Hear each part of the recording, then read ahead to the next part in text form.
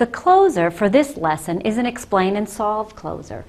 What that means is that students are going to take turns explaining how the problem should be modeled. Again, you could have a student come up and model the problem, but it's much better if they have to use mathematical language, take turns, and describe the problem.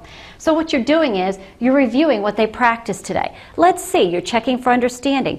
Do they understand the meaning of multiplication? Can they model the problem? Can they use the language? And the first thing we're going to do is have someone model the problem.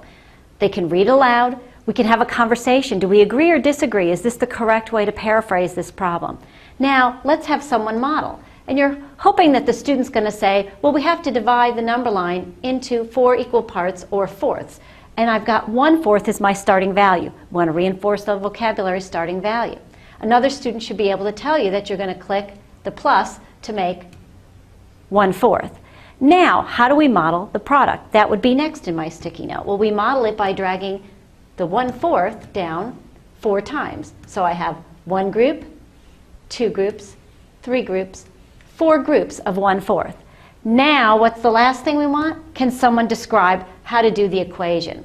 We've got our number pad here, so we're going to have 4/1 times 1/4.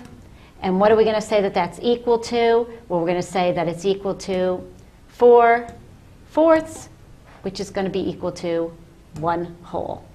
And make sure that students do the units, drag them down, and if you can go through this discussion, you're going to know that they understand the problem, can model it, and can represent it in an equation.